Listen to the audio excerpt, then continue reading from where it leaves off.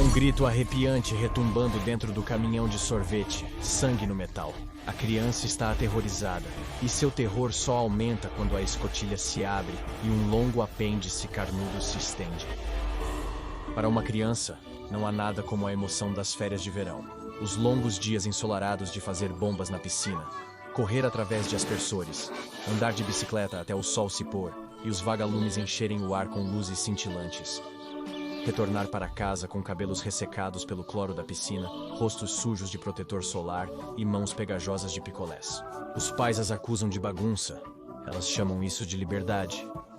E se a liberdade das férias de verão tivesse um som, talvez uma música tema, seria a música do caminhão de sorvete. Aquela melodia alegre, a canção de sereia chamando todas as crianças com bolsos cheios de moedas e gosto por doces congelados. Em todo o país, as crianças juntam o dinheiro da mesada, estragam o apetite para o jantar sempre que aquele caminhão especial entra no bairro. E este bairro não é exceção. No verão anterior, todas as crianças choraram e lamentaram quando o motorista do caminhão de sorvete, que atendeu a região por 30 anos, se aposentou tragicamente. Eles temiam que não haveria caminhão de sorvete neste verão, mas os desejos se tornam realidade. E na primeira noite do verão, uma versão de caixinha de música de Pop Goes the Weasel serenata o bairro, sinalizando o retorno do amado caminhão. Enquanto se reúnem, com punhados de dinheiro na mão, a multidão de crianças não pode deixar de notar que este caminhão é um pouco diferente. Não há imagens coloridas das várias ofertas do caminhão estampadas na lateral, nem preços. Mais notavelmente, não há motorista, pelo menos não um que eles consigam ver. Mas quando a primeira criança corajosa, uma menina, se aproxima da lateral da van e pede um cone mergulhado em chocolate, uma abertura se abre e sai o seu pedido. Ela paga o mesmo preço do sorvete do verão anterior, totalizando a transação. Com o selo rompido e a van confirmada como um genuíno caminhão de sorvete, as demais crianças se alinham para pedir seus sorvetes. Enquanto fazem isso, um pequeno grupo de meninos fica de lado, falando em sussurros abafados. Há algo suspeito neste novo caminhão de sorvete, algo estranho. Por que não tem um motorista? Por que ele parece tão incomum? Um menino sugere que um antigo sorveteiro fantasma dirige o caminhão assombrado. Outro sugere que deve ser algum tipo de robô, um caminhão autônomo com sistema de distribuição automatizado de sorvete. O terceiro menino insiste que tem um motorista. Ele está apenas se escondendo, por algum motivo. Só há uma maneira de saber com certeza. Eles terão que esperar até que todos os outros se vão e tentar dar uma olhada dentro, enquanto o resto das crianças do bairro estão pedindo e aproveitando seus sorvetes. Os três meninos correm para casa para coletar suprimentos para sua investigação especial. Eles se reúnem na garagem de um menino, do outro lado da rua de onde o caminhão de sorvete ainda está. Ainda em marcha lenta, atendendo sua fila de clientes. Um menino encontrou um rojão roubado de seu irmão mais velho. O outro pegou uma câmera descartável para registrar qualquer descoberta. O terceiro obteve a ferramenta crucial da missão, uma barra de ferro da caixa de ferramentas no galpão de seu pai. Agora, com o equipamento pronto, os três meninos vão desvendar o segredo do caminhão de sorvete. Eles observam de longe, até que o último cliente restante se afaste do caminhão. O motor ronca, e justo antes do caminhão poder se afastar, o menino com a câmera corre até o lado. Ele servirá como distração. Ele levanta várias notas de dólar e pede um sundae de chocolate deluxe. Enquanto algo dentro do caminhão prepara o sorvete, dois meninos se esgueiram para o lado da van. Eles colocam a barra de ferro na fresta das portas. Eles aplicam o máximo de pressão possível, mas não se movem. Mas eles não vão desistir agora. Respiram fundo, reunindo forças e tentam de novo. Com um estalo suave, a porta se abre. Os dois meninos se olham, emocionados. Eles conseguiram. Agora, hora de entrar. Silenciosamente, eles se esgueiram para a parte escura atrás da van. Enquanto isso, do outro lado do caminhão, o garoto com a câmera recebe o pedido e coloca o dinheiro na fenda de entrega. Enquanto espera pelo seu troco, ele de repente ouve um som estranho, um rosnado profundo e retumbante que emana de dentro da van. A van treme e o menino ouve duas vozes gritando de medo. Ele reconhece as vozes imediatamente como sendo dos seus amigos. Eles devem estar em apuros. Ele corre para o outro lado, bem a tempo de ver o rosto horrorizado de um dos seus amigos. O menino estende a mão para ele, tentando escapar do que quer que esteja dentro do caminhão de sorvete. Mas justo quando suas mãos quase se tocam, uma força invisível puxa o menino de volta para dentro. A porta se fecha com um estrondo e os gritos silenciam. Onde antes havia 3 meninos, agora há apenas um, sozinho, segurando um sundae de sorvete. O motor ronca e o caminhão se afasta, deixando o menino restante para trás. Seus amigos se foram sem deixar rastro. Mas espera, o que é isso? No local onde o caminhão parou, há um pequeno recibo no chão. O menino lê a mensagem rabiscada nele com caligrafia desordenada. Diz: por favor, volte novamente, mas certifique-se de seguir as regras. No verso, há um desenho rudimentar de 2 meninos jovens, olhos arregalados, bocas abertas em um grito interminável. O que era para ser uma expressão inocente de curiosidade infantil, terminou em desastre depois que esses meninos provocaram sem saber o SCP-1386. O SCP-1386 é um caminhão de sorvete branco que parece pertencer à marca Good Humor. A condição física do caminhão é ruim, e ao contrário de outros caminhões do mesmo tipo, ele não apresenta imagens ou descrições dos produtos que vende. A van se dirige sozinha sem uma pessoa ao volante, e nenhuma de suas portas ou janelas se abre por meios convencionais. Este detalhe levou a Fundação a concluir que a van é senciente. Como a maioria dos caminhões de sorvete, a van toca música, alternando entre Pop Goes the Weasel e Twinkle Twinkle Little Star. As músicas tocarão 24 horas e alternarão a cada 4 horas. Em algumas ocasiões, foi observado tocando uma versão de Greensleeves, mas assim que um cliente é detectado, ele mudará para uma das outras 2 músicas.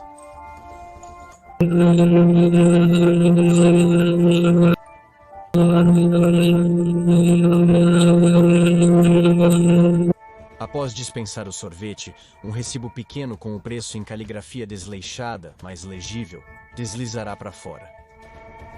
O pagamento é feito à van pela mesma fenda de entrega do sorvete. Uma vez que tenha sido pago, a van simplesmente irá embora. Os preços e sabores dos produtos de sorvete oferecidos pela van mudam diariamente.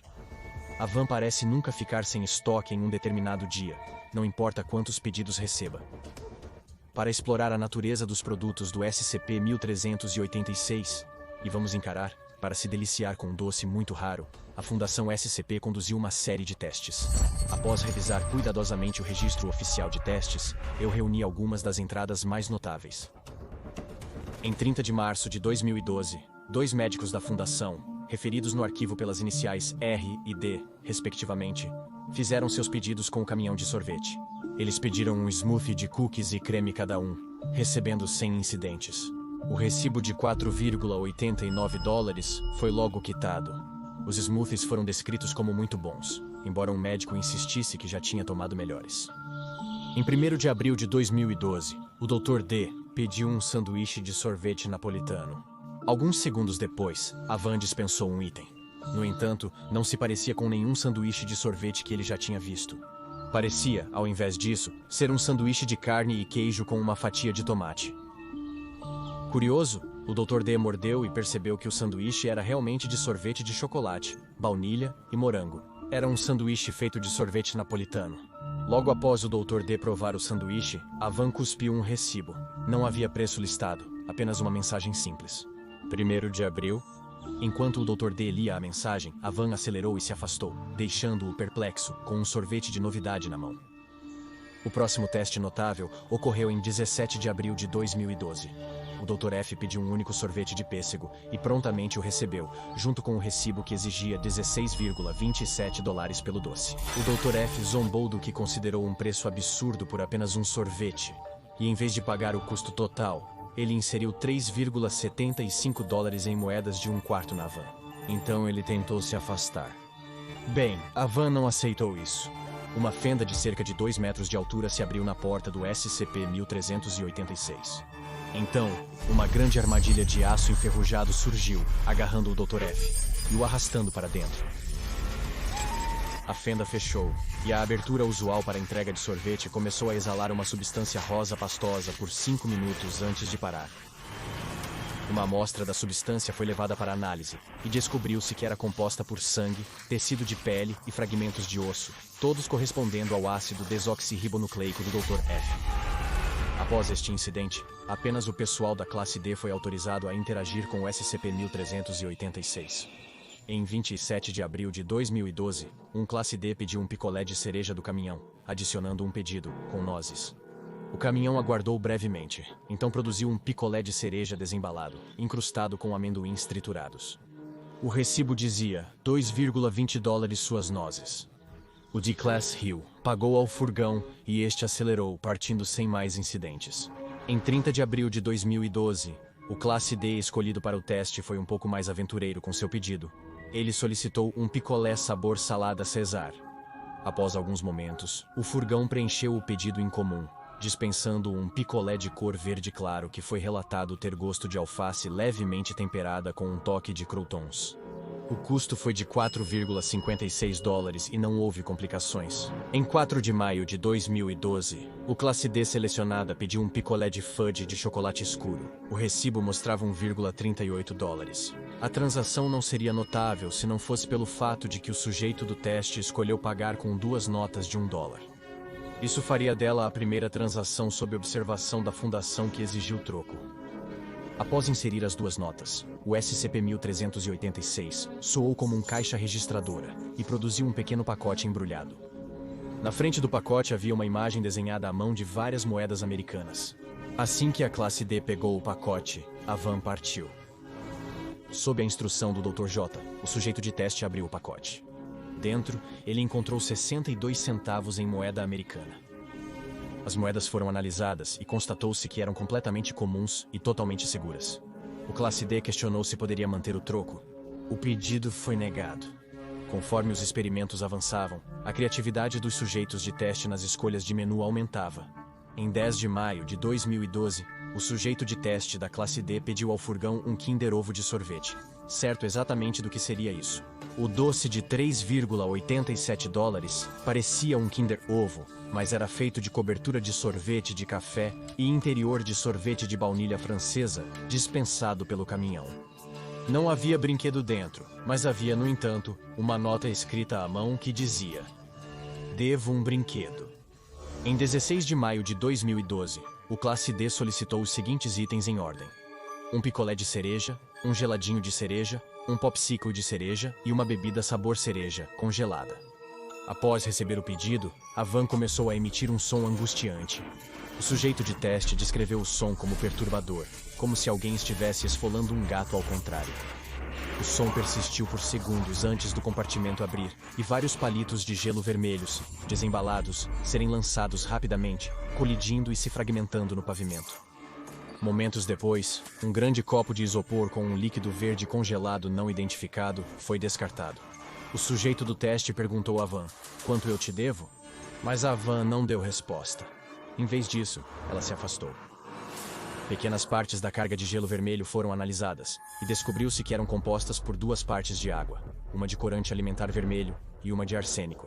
O conteúdo da xícara não pôde ser identificado, mas observou-se que a substância tinha um ponto de fusão tão alto que não podia ser descongelada por nenhum meio disponível.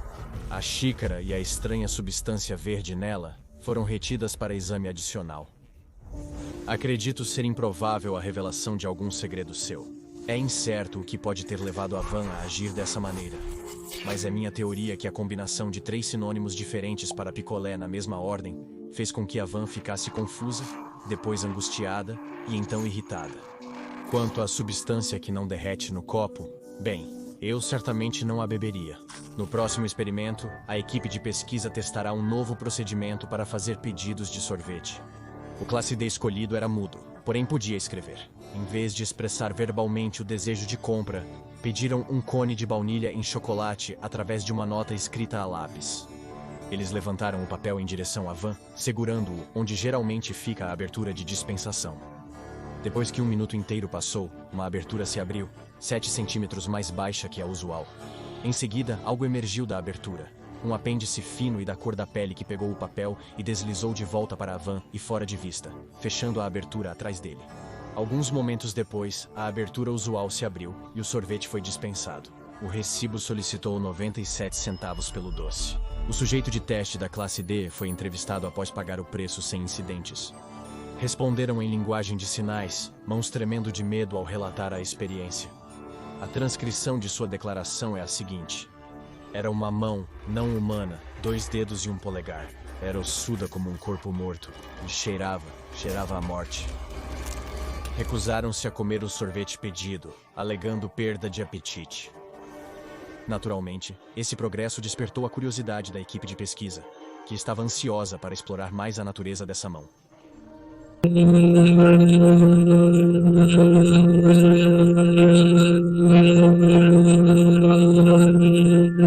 Deve-se notar que o D5 não era mudo. Atribuo quaisquer mudanças no resultado experimental a este fator, mas isso é apenas minha opinião. O D5 escreveu seu sorvete de escolha e entregou para a van. Novamente, a fenda inferior se abriu e o apêndice cor de carne emergiu. O sorvete de 86 centavos foi pago sem problemas. O D5 foi questionado sobre o apêndice visto, enquanto comia o sorvete. Ele estava muito mais despreocupado do que seu antecessor, afirmando: "Eu não vejo por que eles estavam tão agitados. É só uma mão, provavelmente tem alguém lá dentro entregando sorvete." Claro, é estranho, mas o que aqui não é? O experimento foi repetido em 4 de junho de 2012. O pessoal D2, que também não era mudo, anotou seu pedido de sundae de banana com calda quente e o entregou para a van. Novamente, a segunda abertura se abriu e a mão carnuda emergiu para pegar o pedido. O D2 não tinha nada notável a dizer sobre a transação, com uma exceção. Ele insistiu que tinha que haver uma pessoa dentro da van, explicando: "Tem que ter alguém lá dentro. Eu poderia jurar que ouvi alguém tossir, como se tivesse um resfriado ou algo assim." O pesquisador abordou o tema da mão na entrevista, e o D2 reagiu indiferente. "Olha", ele disse, "não é tão grande coisa, é apenas uma mão. Tem 5 dedos, parece saudável. Definitivamente não está morta." O B simplesmente perdeu a cabeça. Nunca confiei muito nesse cara de qualquer forma. B, neste caso, se referia ao classe D mudo do teste anterior. Há mais uma data no registro de teste, mas em vez de um experimento, ele cataloga um desenvolvimento que acho profundamente perturbador. No dia 6 de junho de 2012, o funcionário D7, mencionado antes como o sujeito de teste mudo, foi achado morto em sua cela solitária às 7 horas e 40 minutos. A morte ocorreu por volta das 4 horas e 30 minutos, sem sinais de invasão. No entanto, a causa da morte foi estrangulamento, completo com leve contusão no pescoço. Isso é especulação, mas estou disposto a apostar com você o custo de uma banana split deluxe que, se examinadas de perto, essas contusões corresponderiam a uma mão com apenas 2 dedos e um polegar. O SCP-1386 está em um bairro evacuado de 4 quarteirões, rodeado por um muro de concreto armado de 10 metros de altura. Esta área fica a 8 quilômetros do bairro habitado mais próximo. Após incidentes infelizes, os procedimentos de contenção foram revistos para incluir vigilância constante. Além disso, a área só pode ser abordada por pessoal da classe D. Qualquer um, ao se aproximar do SCP-1386 em um raio de 3 metros, precisa parecer feliz. Por exemplo, sorrir ou rir, independentemente do estado emocional atual, provou ser eficaz. Se o sujeito for abordado por alguém que não pareça estar feliz, ele rosnará, recusando-se a interagir positivamente até que o indivíduo pareça amigável. Caso um membro da fundação entre em contato com o SCP-1386, é recomendado ter pelo menos $20 americanos visíveis à entidade. Se alguém sem moeda se aproximar do SCP-1386, uma sirene soará de seu chassi por 24 horas, numa frequência que provoca sangramento no ouvido interno. Todas as tentativas de silenciar esta sirene até agora foram infrutíferas. Uma vez que a sirene tenha começado, o SCP-1386 se recusará a se mover até que o período de 24 horas termine. Qualquer tentativa de interagir com o SCP-1386 enquanto a sirene está ativa, aumentará a intensidade e o volume do som. Como com qualquer anomalia que eu pesquiso, me sinto inclinado a especular um pouco sobre a natureza do SCP-1386. Um caminhão de sorvete autônomo que só quer distribuir sorvetes congelados para quem está disposto a pagar por eles, soa mais como o assunto de um livro infantil do que uma anomalia padrão da Fundação SCP, mas é claro, como vimos, não é tão alegre quanto parece à primeira vista. Qualquer consciência que esteja dentro do SCP-1386 Ela não aprecia ser zombada. Ela não tem tolerância para qualquer pessoa se comportando de uma maneira que ela não aprova, e punirá esse comportamento de acordo. E Deus nos livre se você pedir um sorvete e depois se recusar a comê-lo. Embora possa ser que a recusa em comer o sorvete não seja o que condenou aquele infeliz classe D. Talvez seja porque eles simplesmente viram demais, sabiam demais. Talvez examinar bem aquele braço tenha os levado à morte solitária na cela. Talvez seja melhor manter em segredo a identidade do que está na van. Afinal, se aprendermos demais, posso quase garantir que todos nós gritaríamos. Visite o Patreon do Dr. Bob e seja um pesquisador júnior hoje. Assista a outra entrada dos arquivos do Dr. Bob, como o SCP-7783, e dissolva seu corpo hoje.